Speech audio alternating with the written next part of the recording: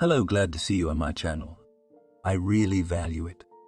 And today I want to share with you a wonderful story. It's a dramatic story that will come as a total shock to everybody. It is a really amazing story. So enjoy watching it. After practicing his fishing skills, Andrew left the rod and went back to the gazebo. There was a table with food and drinks, and he poured himself a glass of wine, from which he took a few sips. One of his friends, Jack, immediately approached him, but he gestured with his hand that he wanted to be alone with himself. The boys continued to fish, but he was lost in thought. There was plenty to think about, and out in nature and fresh air. Lately, he had been increasingly alarmed by the behavior of his fiancée, Anne. She was acting really strange. She could lock herself in the bathroom with someone to talk for half an hour. This often happened, and she never explained where and with whom she was. Andrew didn't like it, but no matter how much he tried to bring out in the open, she slipped away every time. It got to the point where his fiancée would lock her computer when he visited her, and she would go somewhere for a while, and he had to use his laptop. It was weaker and didn't allow him to fully browse the sites he wanted, but that didn't bother him as much as his fiancée's secrecy. There was something she wasn't telling him, and he didn't understand what it was. He was angry, but he couldn't help it. He had no concrete evidence, and all suspicion boiled down to zero, because the guy loved her. Inside, he might have resented her, but he didn't show it. It created emotional overload for him in the form of brief depressions. Taking another sip from his glass, he went back to his friends and picked up his fishing rod again. This was a day Andrew had purposely given himself to think things over again. So many coincidences were giving him gloomy thoughts, and it seemed that the girl was deliberately creating pockets of tension. At the same time, he could not charge her with anything. He could, of course, consult his friends, but they would definitely suggest radical measures. This had happened once before, and Andrew, on the advice of his friends, had broken up with his previous girlfriend. She was good, looking, modest, intelligent, not unlike the current Anne, but just one rash word completely ruined their relationship. He was hot then, and would not take no for an answer if he wanted something. His ex-girlfriend allowed herself such a lunge and immediately found herself overboard. The guy didn't want to make any more mistakes like that, which is why he kept all his suspicions about his fiancée to himself. He planned to sort everything out himself without too much publicity, time still allowed. They had not agreed on the wedding, and he had the opportunity to find out what it was that his girlfriend was hiding, and at the same time to draw the appropriate conclusion. He returned from the fishing trip late in the evening, when his parents had already eaten dinner, but his mother still left warm mashed potatoes and tender cutlets in sauce on the table for him. Andrew washed his hands and sat down to dinner without noticing his father coming up behind him. "How was your fishing trip, son?" he asked with a kindly smile. "It was bad, to tell you the truth. I just wanted to get some fresh air," replied the son. "Well, it worked anyway. At least he hasn't wasted any time," said his father, patting him on the shoulder. "You know, young people of your age think only about clubs, booze, and forbidden drugs." "Dad, you know I'm not into that stuff," he grumbled grudgingly. "And anyway, I'm interested in more pragmatic things." "Like what?" Tilting his head to the side, he asked. "I want to become as cool a businessman as you," answered Andrew with an appetite of eating Mom's cutlets. "Indeed, pragmatic desires," said his father with a nod. "I think that soon you will have such an opportunity." "Is it serious?" he asked regretfully. "Yes, it is. But you'll find out the day after tomorrow. And now? Now, go to bed. I'm going to need your brains tomorrow." The father went to his bedroom, but his son looked after him and immediately thought about it. It was the first time he had ever seen his father talk to him like that. Usually it started and ended with hurtful phrases and taunts. Andrew had noticed more than once that his father was hurting him on purpose, but why he did it was still a mystery. And that promising and at the same time slightly strange phrase, Or have that opportunity. You'll have that opportunity. Did not bode well in his opinion. James was too stingy a man to spend on any gifts. The boy rarely received anything of value from him, but he didn't feel the need either. It was as if his father tried to keep everybody in a fierce gauntlet, to keep him on his toes and to test his strength all the time. He was one of those who in the hard times of the country solved problems with weapons and achieved their goals. After dinner, the guy went to bed without even looking at his email. His father's words were going over and over in his head. Was it really time for a change? For him to become his support? He rolled onto his side and fell asleep. In the morning, his mother woke him up with her hand on his cheek. "Son, good morning." "Good morning, Mommy." He reached out and answered. "Breakfast is on the table. We are waiting for you," said his mother, and left the room. After making the bed, Andrew looked into the kitchen and saw both parents there. His father was sitting by the window, holding a cup of coffee in one hand and a fresh newspaper in the other. His mother was arranging plates on the table and plying them with scrambled eggs and ham. Looking at his son, James smiled and said through gritted teeth, "It hasn't been 6 months. It's been a long night's sleep." "It's only early in the morning, Dad," answered Andrew grudgingly. "Exactly. That's the time when big people do big things. But you're not old enough, so you're forgiven. I've got some documents on a project in the living room. I'll have to take a look at it, get a cost estimate." "Is that what you told me about at dinner last night?" Andrew asked with a rounded look of indignation. "No. The project is trifles. It's for your brain training." Smiling, his father answered, "Be patient, you will find out soon." "I understand I will not be in a hurry," said Andrew. "Well done," said his father, summing up their conversation. He finished his coffee and did not even eat his breakfast. He made a quick phone call, then took his expensive leather briefcase, kissed his wife, and left the apartment. A car with a private driver was waiting for him downstairs. His son saw him get into it, slamming the cabin door loudly. Apparently, this morning's breakfast conversation was about some business problems, but he didn't have to worry about them because his father solved them quickly and easily. After refreshing his omelette, he went back into the living room and picked up a file folder from the oak table. He thought there was some serious project inside since his father had trusted him to draw up an estimate, but it turned out that it was just a trivial request to repair the bathroom. The boy could not believe his eyes when he saw the calculations and the names of materials. His father seemed to have decided to make fun of him again. Without saying anything to his mother, he went into the room to check the data and to bring out the final figures on expenses. Helga, out of the corner of her eye, noticed how surprised her son was when he took the folder from the table, but she did not ask him what the reason was.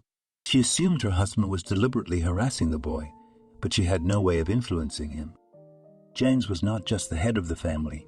The family had subjugated to itself the will of the people close to it, and they uncomplainingly followed all his instructions, not even trying to argue and prove something.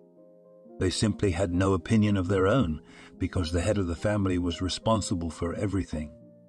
He did not involve them in the details of business.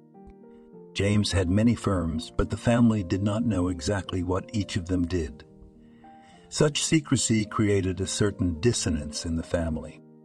But at the same time, the absence of financial problems leveled everything out completely, and by skillfully juggling with human souls, James strengthened his positions and increased his capital. Probably for fear of his son's failure, he did not entrust him with serious business.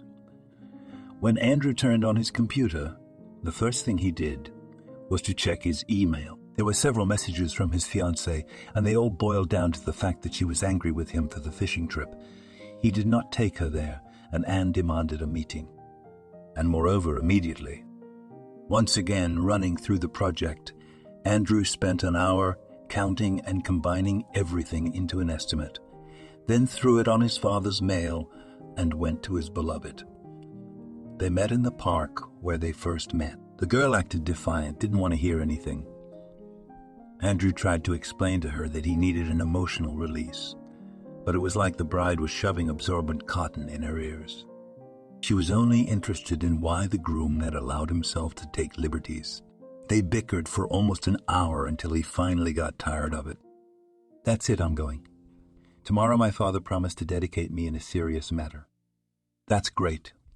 It means that soon you will be a businessman." The girl's eyes lit up with an unhealthy gleam, and she immediately forgot her complaints about the failed vacation. It sounded loud, but I liked it. Andrew supported her, not even paying attention to the fact that his fiancée was only thinking about big money, not about the fact that he could make a career and become a successful man in the future. "Okay, then I'll forgive you for fishing." The girl waved her hand and dragged him to the rides. They spent the whole day in the park. Meanwhile, his father sent Andrew a message, praising him for his good work. But to him, this praise was just another mockery. Not much of his time was spent on the project. Most of it went into admitting defeat again.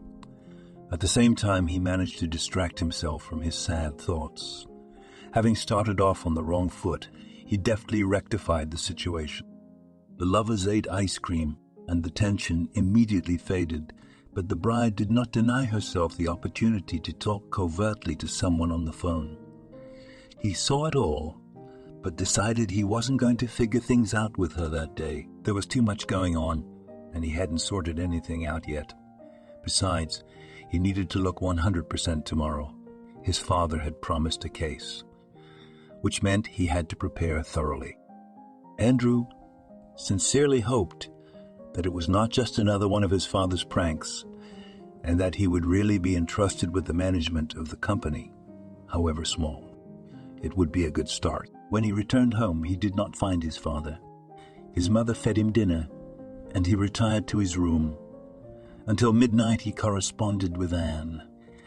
She was glistening with joy and kept repeating, "Soon you'll be the coolest." It seems that Andrew's words about the serious business so inspired her that she still could not calm down and had to tell him that all in good time, and there was no need to rush. After that, the girl calmed down a little and did not pester him with inconvenient questions. Her father arrived home late at night when everyone was already asleep. He undressed quietly and lay down in the living room. In the morning, as soon as the hands on the clock read 7, he woke him up. Andrew had difficulty getting up because he had had an exciting night. He dreamed that he was in his own office on the 10th floor of a business center.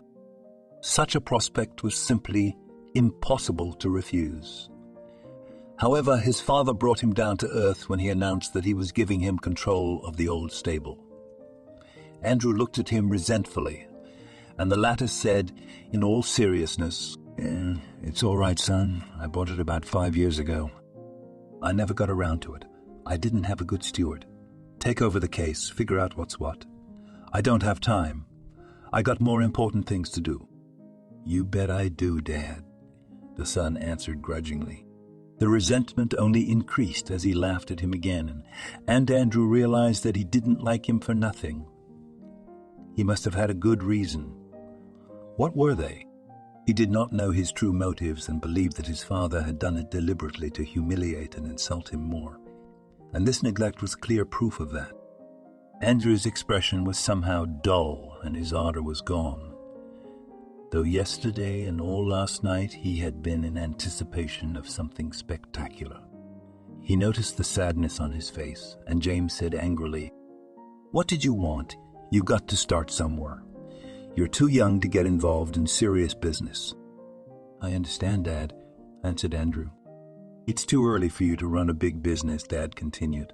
"For now, you take care of the stables. Put things in order. You'll have the start-up capital after we've sold it to the groomers." "Don't say that, Dad. We're talking about horses, aren't we?" Shaking his head, Andrew answered. "Come on." "What horses are they? Just a name." Dad shook his hand. "But you take it up. Maybe we'll get something out of it." For once he took pity on his son and let him run something. It was an indication that he still had hopes for him. True, they were expressed in constant taunts, but that was all right. He would put up with anything to prove to his father that he was a capable boy. He went to the stables that same day to look around and decide where to start first. He saw a frightening picture. The horses looked tortured, as if they had not been fed for weeks. They could barely move around the stables and did not even try to drive the flies away. Andrew almost cried when he saw all this. He loved animals, and such a picture aroused in him a storm of indignation. But the situation was even worse with the staff. There were only a few men working in the stables, and even then they were weak and drunk. He had to disperse the gang and take charge of it. But the trouble was that he did not have the money he needed to restore everything. His father had given him a meager sum to start with, and had said he could not count on more. Secretly from him, the boy took a loan from the bank, having previously mortgaged the car. He had no other way out, otherwise the horses would have died and the stable would have been demolished. Andrew couldn't let that happen. He had a burning desire to become a real breeder. I even had to stock up on special literature on the care of horses. But so far there were problems with the attendants. No one wanted to go on such a salary and fumble in the manure. In the meantime, with great difficulty, but the guy managed to raise the horses. They perked up and began to gain weight. From the early morning, their neighing could be heard in the stable. They were waiting for their new owner. Andrew's special zeal for independence was evident in this. He spared no effort and realized that he was creating his own future, and even if he wasn't successful yet, it was enough to reward him according to his merits. The horses responded and thanked him for the proper care. It was impossible to pass by the paddocks without a pat on the sides or a pat on the mane. Friendship between the owner and his charges sometimes resulted in the resounding sound of many hooves all over the stable. Having achieved at least some positive results, he created a website advertising the stable and advertised for employees. The hope was that experienced horse breeders would take the bait. There were such specialists in town. Andrew asked his father about it, and he confirmed the offer but refused to help. Andrew was once again slapped in the face, but it only encouraged him and made him determined to achieve his goal by any means necessary. People began to respond to the ad, but not the right kind of specialists. Andrew conducted interviews, but none of them were suitable.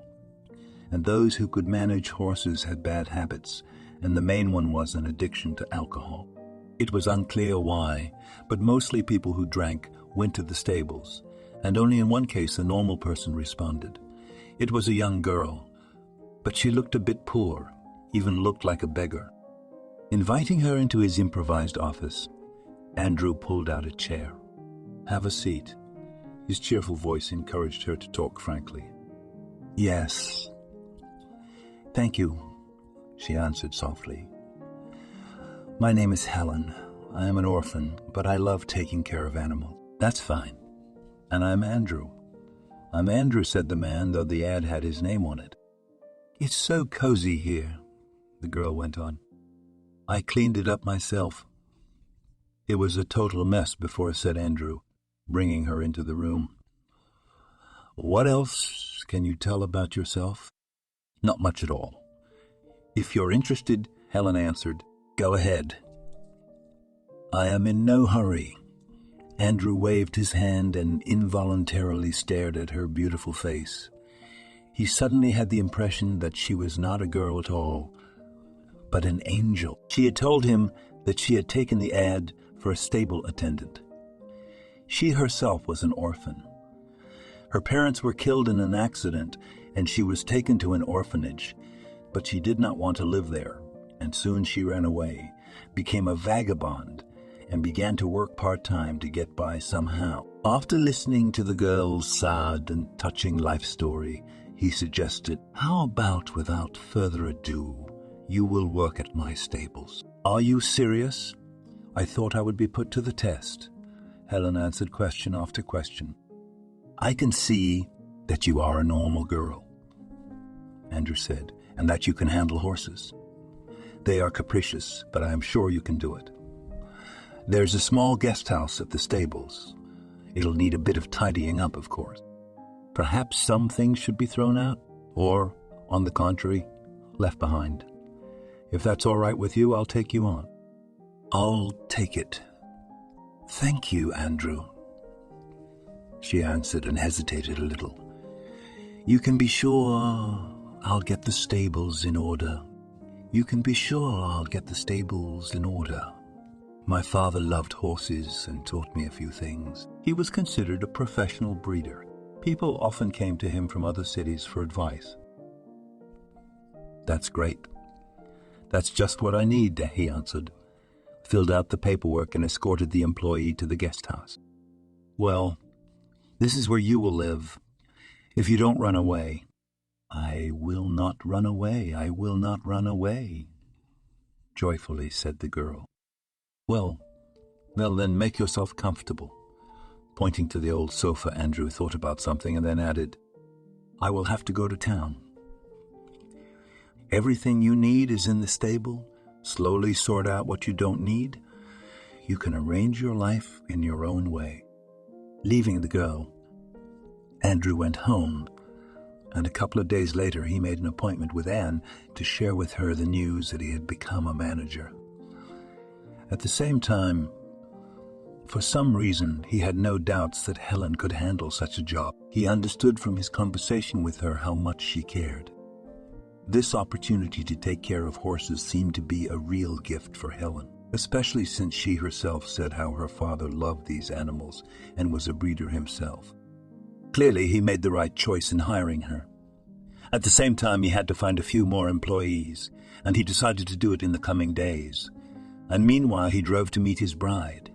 He was full of desire to rub his nose in it and to show that he had become a real man. He noticed a dark foreign car near the entrance, but didn't pay much attention. Who knows who could have come here? After all, there were almost 40 apartments from the first floor to the 10th. Taking the elevator to the 7th floor, he pressed the bell twice. A minute later, a girl appeared on the threshold. She happily threw her arms around him, not allowing him to say a word. He was only in the apartment when they were in the kitchen that Andrew said, Father has entrusted me with a serious case, as he promised. That's great. Now I can brag to my girlfriends that my fiancé is a businessman. She almost squealed and took the phone in her hands. Wait, take your time. I have something else to tell you. Andrew stopped her. Yes, I am.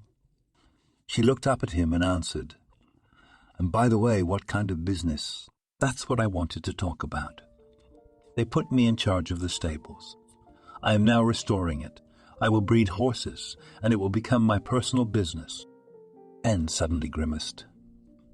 She probably expected to hear something else. They looked into each other's eyes for a minute before the bride herself broke the silence. What a nightmare. He's a nightmare. There was a note of dissatisfaction in her voice. You stink of manure, and how am I supposed to go out with you? Andrew did not understand her sarcasm because he thought that she would support him and appreciate his desire for an independent and prosperous life. Instead, she only laughed. It's no honor to look after horses. And why should I need such a fiancé? Andrew did not quarrel with her.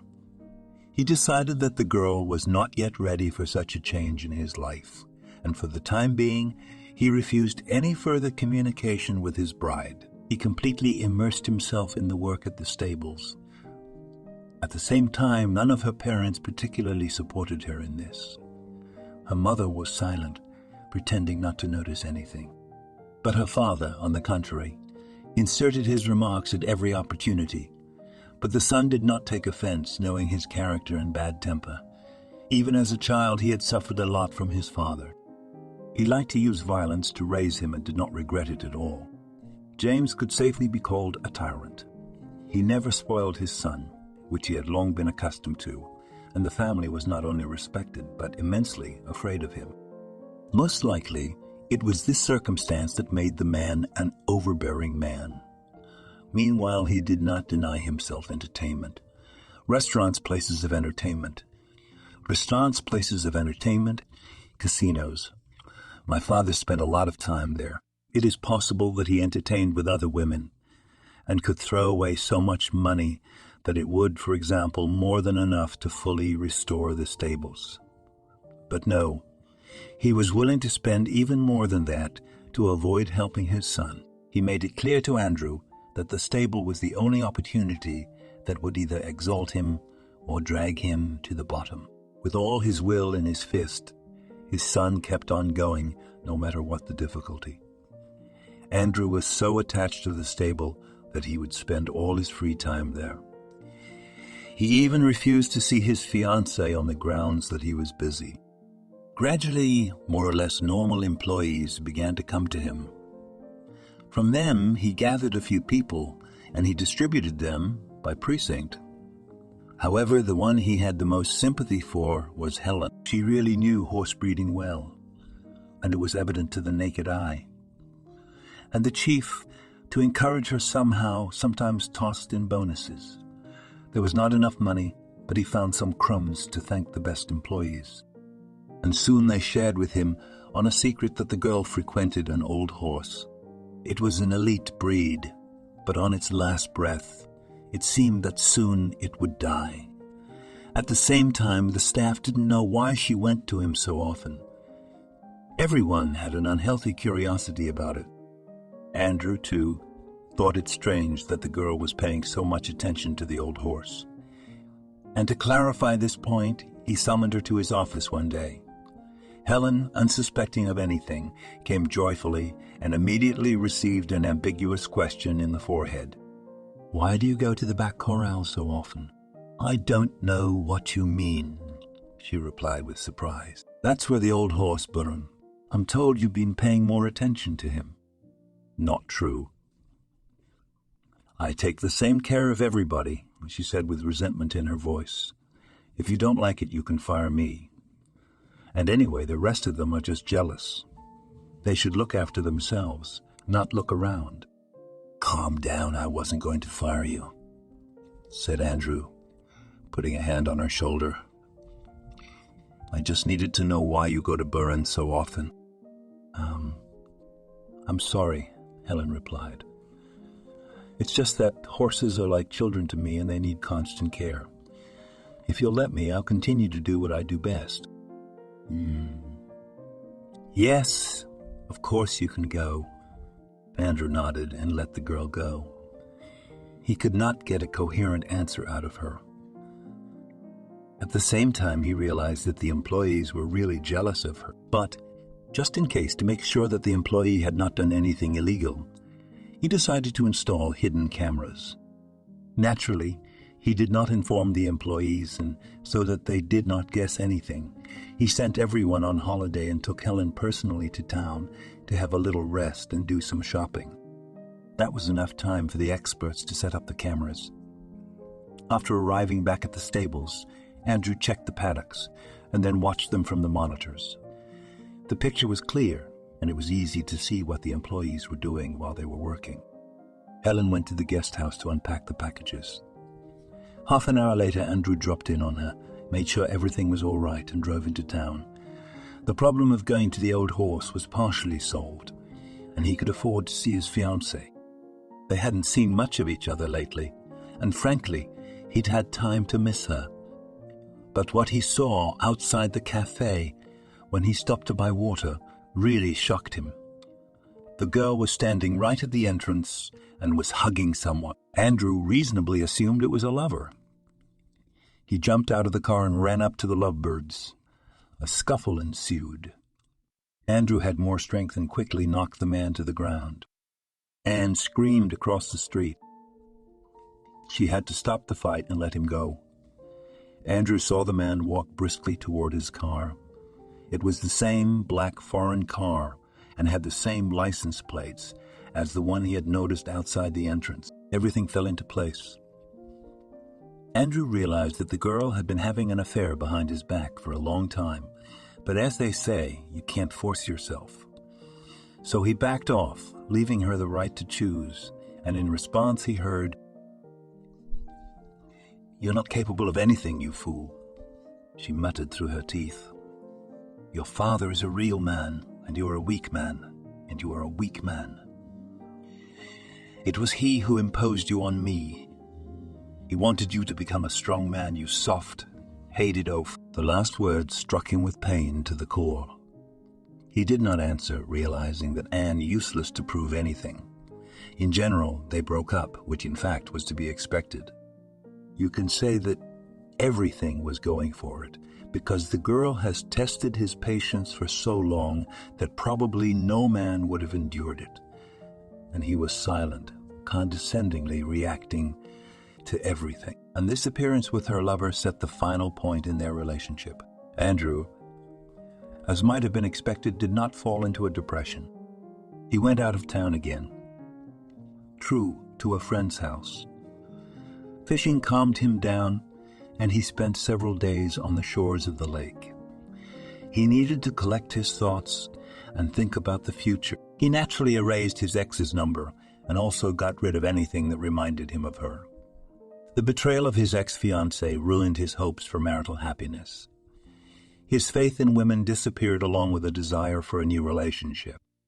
At the same time, the guy completely forgot about the hidden cameras. He was so involved with fishing that the stables and everything associated with them became secondary, and only on the third day Andrew remembered what had preceded his escape from the city. Thanking his friends for the wonderful fishing trip, he returned to the stables and checked to see what had changed during his absence. Nothing extraordinary had happened, however. The horses were fed and groomed, and the staff were attending to their direct duties.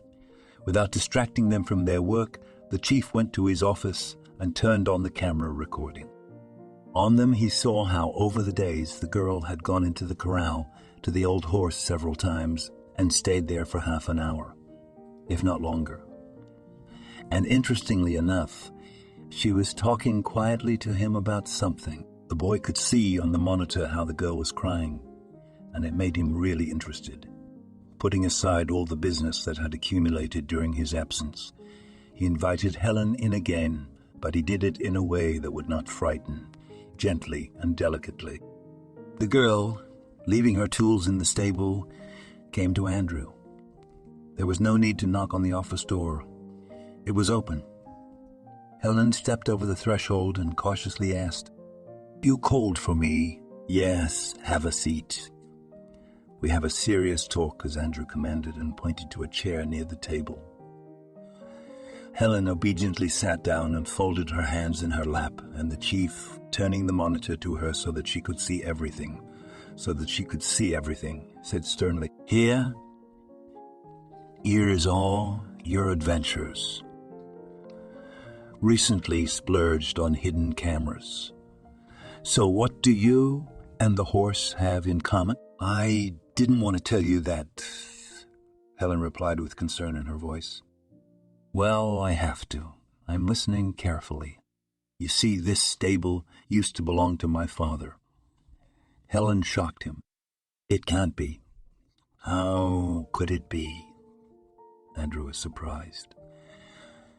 She got up from her chair and walked around for a while before continuing her story.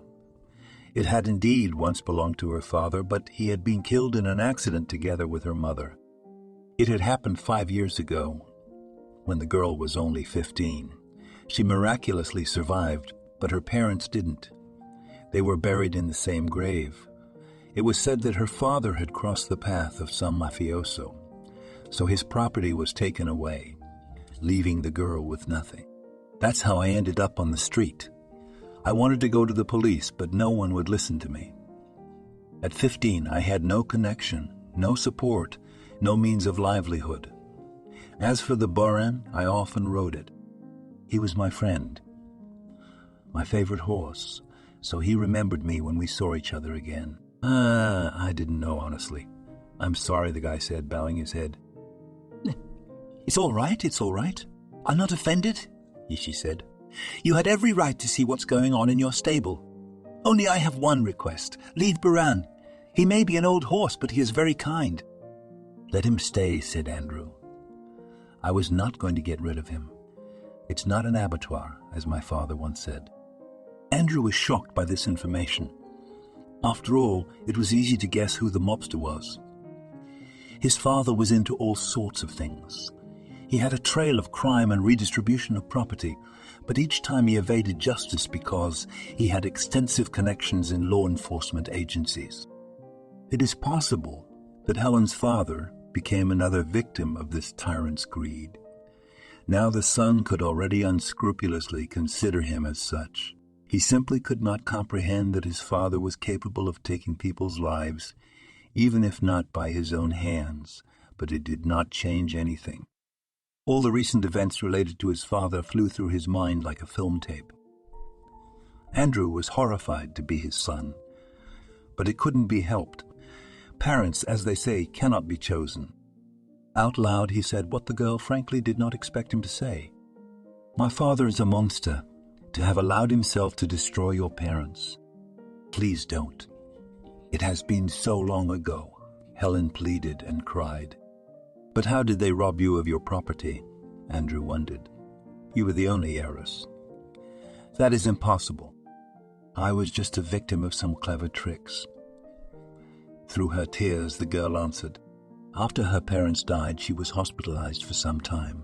Doctors treated her for profound psychosis and a nervous breakdown.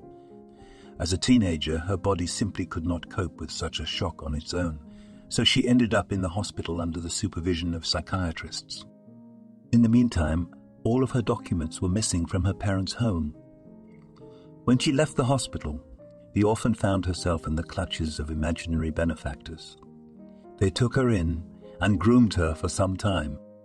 It seemed that life had begun to improve and she could start afresh. But it wasn't.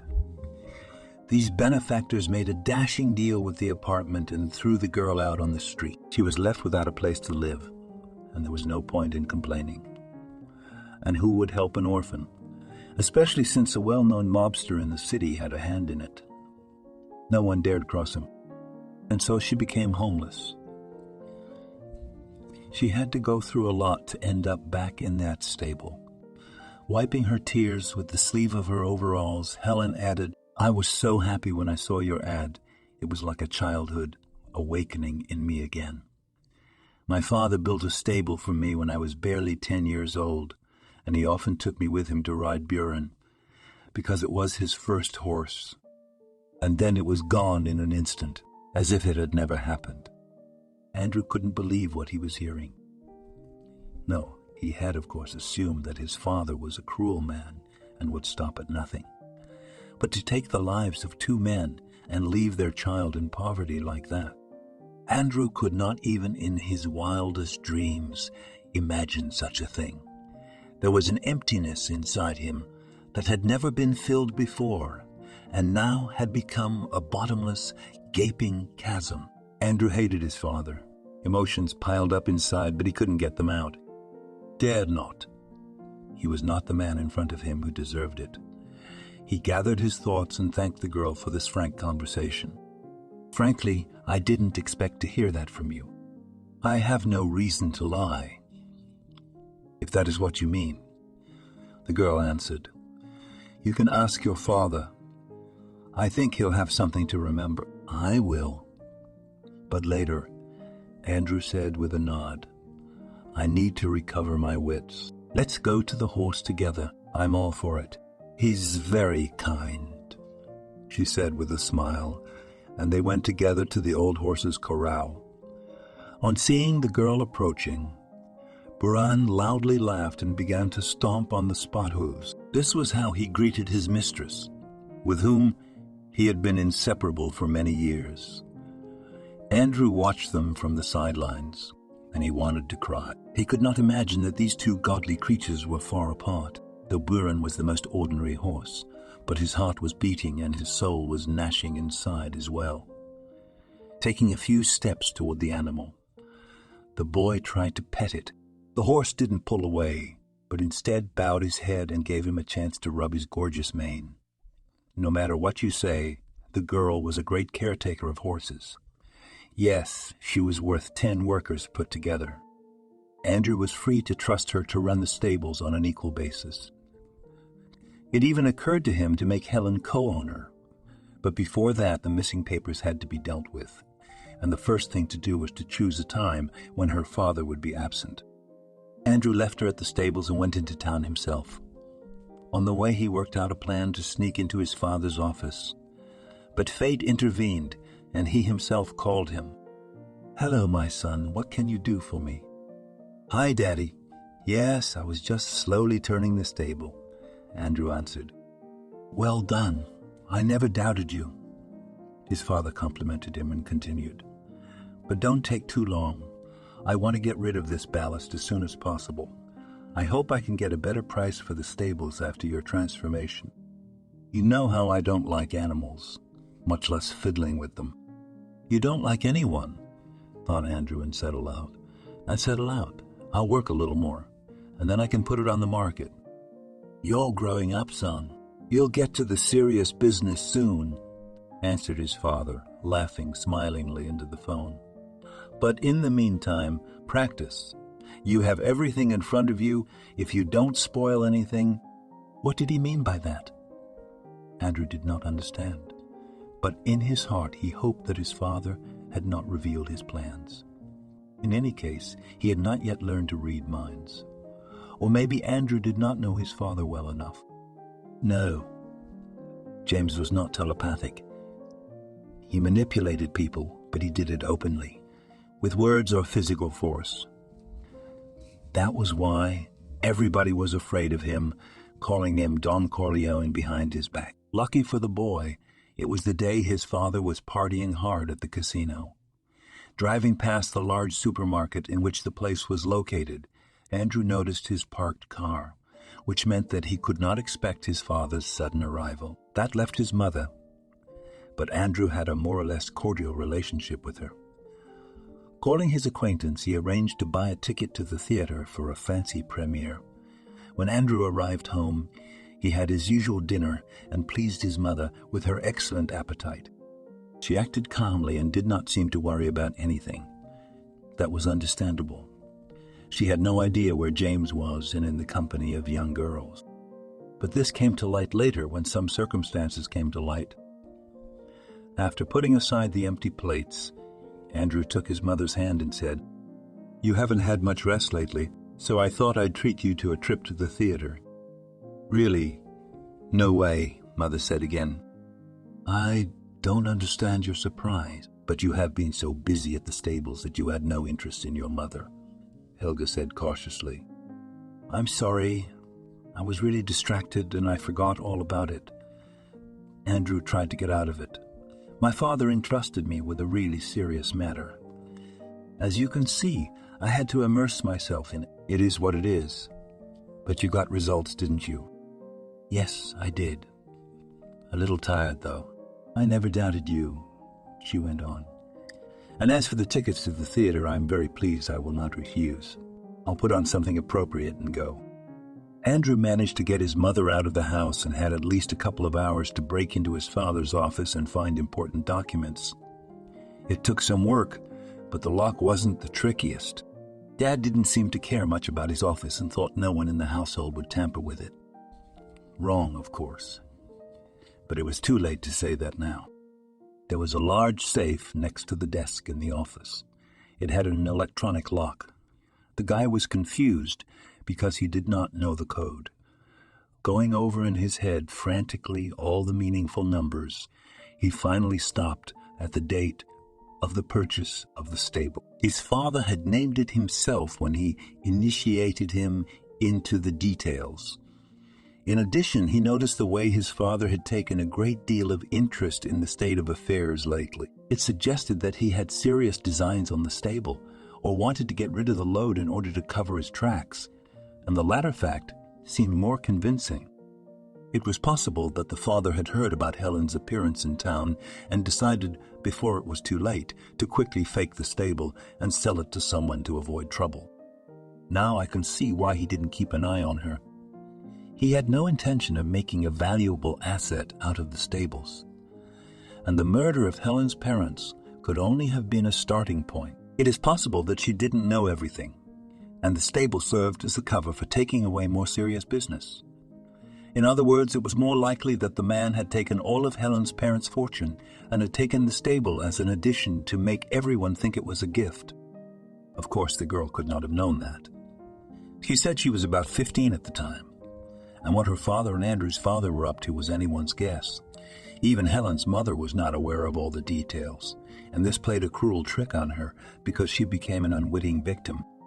Putting on his household gloves, the boy carefully pressed 6 buttons, and, to his surprise, the safe opened.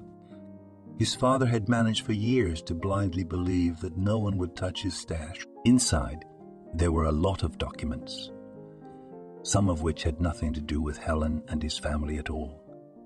But a thin folder caught Andrew's attention. There, he found a will for the house, real estate, etc. There was a reasonable question. Why had Father kept the documents all these years?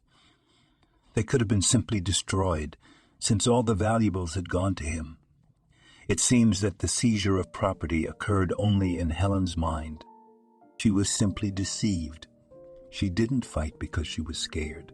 Nevertheless, Andrew had real evidence on her father in his hands, and what to do with it. In his mind, he asked himself. Naturally, it was necessary to give them to Helen. But he could not leave these deeds without consequences. When he put the documents back in the folder, he noticed that at the very bottom of the safe there were some other papers. The word "a confidential" was written at the top, which could not help but encourage him to read them. Andrew took the papers in his hands and immediately cringed when he opened the first page. In front of him were the original adoption papers, as well as a medical report in the father's name. According to them, he was not James' son. He'd been taken from the orphanage as a natural child, and all these years they'd been hiding the truth. Andrew was most angry at his mother in this situation. After all, she, unlike his father, could have told him about it. Instead, Helga had spent her whole life acting like a loving parent. Andrew furrowed his brow and said some nasty words to himself. It was the father's turn, who, according to the documents, could not have children, and in order to elevate his status, and at the same time to cover himself, decided to take a foster child just in case. Andrew almost cried when he read all the documents. His hatred was raging inside him. After locking the safe back up, Andrew left the office and twisted the lockpick in the door. There wasn't even a trace of him on the other side, but he didn't seem to care about that. Andrew already knew what he was going to do next, and what he was going to do, not only with the documents he found, but also with the evidence against his father. He certainly did not want to feel sorry for him, because he had suffered enough over the years. But he did not want to stay at home either. Andrew packed some things in a bag and went to the stables. There he found Helen and handed her the papers. There, now you can get your property back. But where and how did you manage to do this? The girl asked in amazement as she looked at the papers. It is better not to ask. Andrew brushed it aside and sat down on a wooden barrel. Helen got acquainted with the documents and shone like Christmas lights. But seeing the sad face of the guy, quietly asked, I take it you found other documents there? Yes, that's right, answered Andrew. It turns out that I am not my own son, but adopted. Are you serious? Here, take a look for yourself. Andrew handed her the adoption papers. Helen glanced over them and was sad too. I don't know what to say, she said. What about your mother? If my father couldn't have children, she must have had no problem. I have yet to find out, Andrew answered. I also have to think about what to do with my father. What do you mean?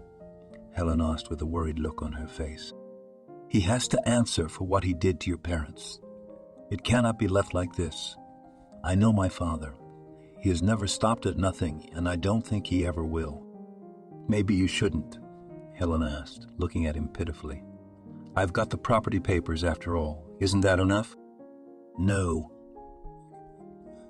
Andrew interrupted her. I think my father has a lot of other sins on his conscience. and it's likely that other people have been hurt by him. If he's not stopped, he'll deceive a lot more. I can't advise you, so do as you see fit, she replied. That night, Andrew stayed in the guest house with her, but slept on the hard couch near the hallway. He was tossing and turning from one side to the other, and he couldn't sleep for a long time. His mind was filled with thoughts of all kinds. What would happen to his mother, who, though she had cheated as much as his father, had been loyal to him? And what would happen to him when the trial began? That there would be, the boy had no doubt. The very friend who had been fishing with him at the time had a father who worked as an investigator at the General Directorate. He decided to go to him in the morning for advice. When the sun had barely risen, the boys awoke. The girl was determined to meet the lawyers as soon as possible and reissue the documents. We had to hurry, for her father might have jumped up and started the search. However, fate intervened again, and he had not yet returned from the casino. Apparently, he had made a big score and was celebrating it in a tight circle of similarly obsessed people. After seeing her off to the lawyer's office, the guy rushed to his friend Jack. He turned up at home and was, to put it mildly, surprised by his request. You know, I don't like your father, of course. But to do that to him, he said Jack thoughtfully. You've got to stop him, you know. Andre continued to make a persuasive argument. If we don't, the violence and the tyranny will go on. I agree with you in principle, Jack nodded. They've got some operational developments there, I understand, but no hard evidence. And it's all in confidence. Don't let it slip. I'm as dumb as a fish, he said with a finger on his lips. Well, shall we go to your father's place of work? We'll just call him to meet us at the door, said Jack, rising from his chair. It's a big place. They don't just let anybody in. An hour after they called their father, they were there. The boy briefly outlined his considerations there and provided the documents. Mikhail, that was the name of his friend's father, hesitated and then said, I can't promise anything, but I'll try to initiate checks. So they said goodbye, and the guy went to the law office to wait for the girl. He had to wait another 40 minutes until she came out. Well, what did they tell you? Andrew asked. It's okay, you can get the property back, but she hesitated and looked him straight in the face. What is it? Are there any obstacles? Yes, your father is an obstacle. As long as he's out there, they might have trouble, and the maiden answered with sadness in her voice. Don't let them worry about that. I've made up my mind, he said, and briefly told her that he had been to see the inspector from the head office and that he had promised to get the case straightened out. He had a lot of work to do. All she needed was proof.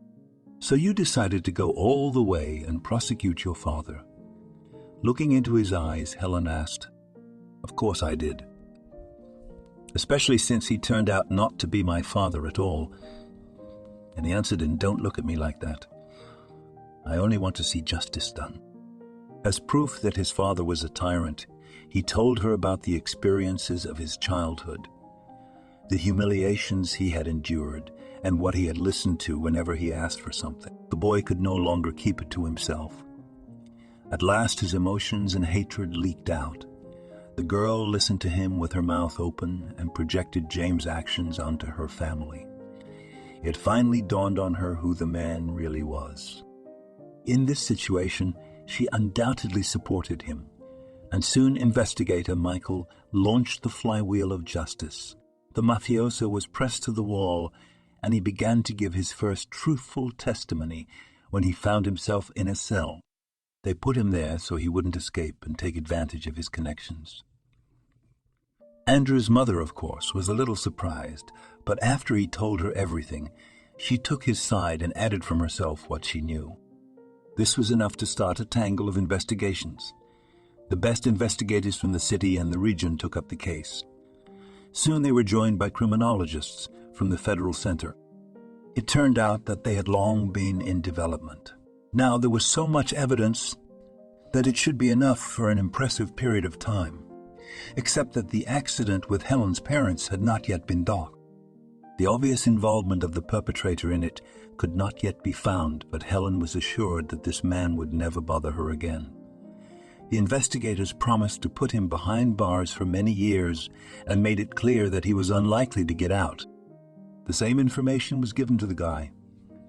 He only confirmed his agreement to go to the end. The investigation continued. The girl, meanwhile, was in for a pleasant change. Lawyers from the law office were no longer afraid to prepare all the necessary documents for acceptance of the inheritance. The orphan got back what was left: a large house in the country, part of the stolen money, and a car. Andrew, on the other hand, continued to breed horses in the stable. In addition, he disowned his father so that he would have nothing to do with him.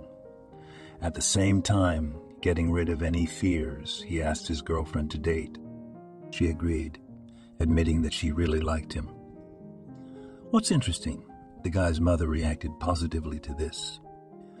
She finally waited for her son to thaw out and start dating the girl again, and it happened just as their family was freed from the tyranny of an abusive man. On conviction, the perpetrator received the maximum sentence on several counts. He was sent to a northern prison from which he might indeed never return. At the same time, investigators were able to return some of the victims to their rightful property. After all, during the investigation revealed dozens of episodes of fraudulent schemes, raids, and criminal transactions, and that's just what they were able to prove. For the other crimes, there was still enormous work to be done, and it was entirely possible that the prison sentences could have been increased in the future. Helga and her son finally felt safe. Andrew moved into his sweetheart's house, and his mother stayed in the apartment, but they didn't leave her behind and visited a couple of times a week. In the meantime, by mutual decision, the young people began to breed elite breeds of horses. This version of the business seemed to them the most rational and successful. The other workers did not count, since they only did certain jobs and did not go further than their noses. That's why we had to hire some qualified specialist to help. At the same time, the lovers themselves spent all day at the stables, cleaning and racing. Yes, they began to organize races so the horses would train and not lose their touch. But they especially liked to go for a walk on horseback together. From the outside, they looked like the perfect couple. No one would ever have guessed that one of them had once been higher in status and the other almost at the bottom. But things had changed for the better, almost at the bottom, but things had changed for the better. The main thing for them was love and respect for each other. As it turned out, the sympathy began when the girl just crossed the threshold of the office. They just did not notice it immediately, and only now the process has spontaneously started and led them to unite.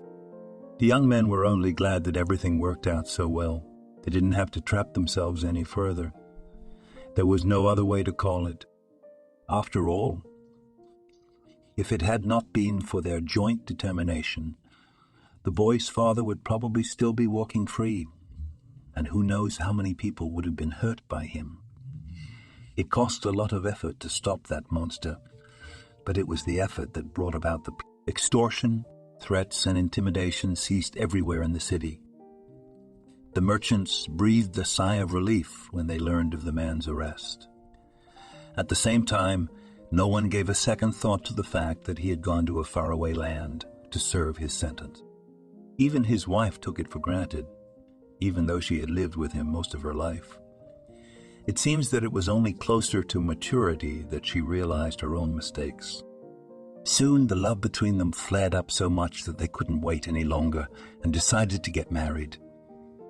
They decided to have this important event in a restaurant. Everyone who had once known the family was invited. The businessman who had been saved from the monster also arrived. They gave the newlyweds truly generous gifts. To be honest, the newlyweds were not expecting anything like that. They thought that everything would take place modestly, without expensive gifts. But no, they had a truly magical wedding. Wish them a strong family, lots of kids and stability, to which the bride modestly smiled and said that they were already preparing to become parents. And